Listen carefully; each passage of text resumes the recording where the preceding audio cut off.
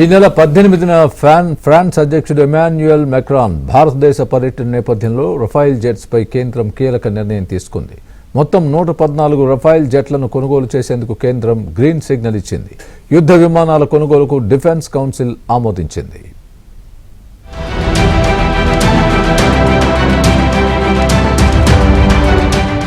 Indian air force ను పటిష్టం చేసేందుకు రక్షణ శాఖ మరో కీలక నిర్ణయం తీసుకుంది. 3.60 లక్షల కోట్ల రూపాయల విలువైన ఆయుధాలు, సైనిక పరికరాల కొనుగోలుకు కేంద్రం పచ్చజెండా ఊపింది. ఈ మేరకు రక్షణ శాఖ మంత్రి రాజ్నాథ్ సింగ్ నేతృత్వంలో సమావేశమైన డిఫెన్స్ అక్విజిషన్ కౌన్సిల్ సంబంధిత ప్రతిపాదనలకు ఆమోదం తెలిపింది. డీఏసీ ఆమోదించిన ప్రతిపాదనల్లో 114 రఫేల్ యుద్ధ విమానాల కొనుగోలుకు గ్రీన్ సిగ్నల్ లభించింది.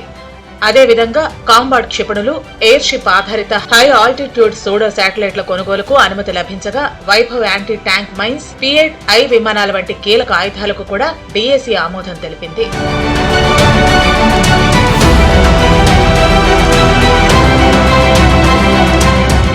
ఆపరేషన్ సింధూర్ సమయంలో పాకిస్తాన్ కు వణుకు పుట్టించిన రఫేల్ యుద్ధ విమానాల కొనుగోలుకు డీఏసీ ఆమోదం తెలిపింది. మరికొన్ని రోజుల్లో ఫ్రాన్స్ అధ్యక్షుడు ఇమ్మాన్యుయల్ మేక్రాన్ భారత్ పర్యటనకు రానున్న వేళ ఈ డీల్ కు డీఏసీ ఆమోదం తెలిపింది. మేక్ ఇన్ ఇండియాలో భాగంగా రఫేల్ విమానాలను భారత్ లోనే తయారు చేసే విధంగా కేంద్రం ప్రయత్నాలు చేస్తోంది. విమానాల విడిభాగాల తయారీ కోసం రఫేల్ తయారు చేస్తున్న డసో ఏవియేషన్ తో భారత్ చర్చలు జరపనుంది.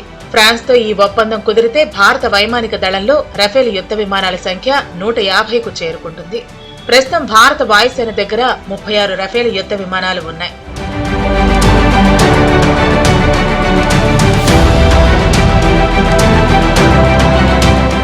కాంబాట్ క్షిపణుల ద్వారా సుదూర లక్ష్యాలను అత్యంత ఖచ్చితత్వంతో ఛేదించవచ్చని రక్షణ శాఖ తెలిపింది.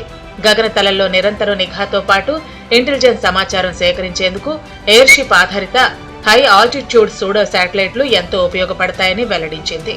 స్వదేశీ పరిజ్ఞానంతో తయారు చేసిన వైభవ్ యాంటీ ట్యాంక్ మైన్లు శత్రువుల యుద్ధ ట్యాంకర్లను సులభంగా అడ్డుకుంటాయని పేర్కొంది. ప్రస్తుతం ఉన్న T-72 ట్యాంకులు, armoured recovery vehicles, infantry combat vehicles ను పూర్తిగా మరమ్మతు చేసి వాటి జీవిత కాలాన్ని పెంచుతామని రక్షణ శాఖ తెలిపింది. సముద్ర జలాల్లో జలాంతర్గాములను పసిగట్టడంలో P-8I యాంటీ సబ్మెరైన్ వార్ఫేర్ యుద్ధ విమానం ప్రపంచంలోనే అత్యుత్తమమైనదని రక్షణ శాఖ స్పష్టం చేసింది. నౌకాదళ అవసరాల కోసం 4 మెగావాట్ల సామర్థ్యం గల మెరైన్ గ్యాస్ టర్బైన్ ఆధారిత జనరేటర్లను స్వదేశీ పరిజ్ఞానంతో తయారు చేయనున్నట్లు రక్షణ శాఖ ప్రకటనలో పేర్కొంది.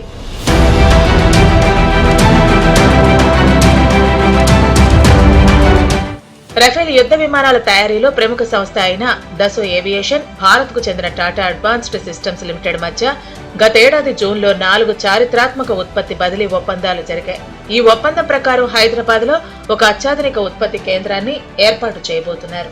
ఈ తయారీ కేంద్రంలో రఫేల్ యుద్ధ విమానానికి సంబంధించిన కీలకమైన నిర్మాణ భాగాలను ఇక్కడే తయారు చేస్తారు. ఇక్కడి నుంచి మొదటి ఫ్యూజ్లేజ్ విభాగాలు 2028 నాటికి బయటకు రానున్నట్లు సమాచారం.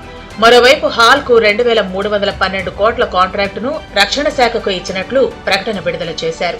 228 యుద్ధ విమానాలకు సంబంధించి ఆపరేషన్ రోల్ పరికరాల తయారీకి హాల్ ఉపయోగిస్తుందన్నారు.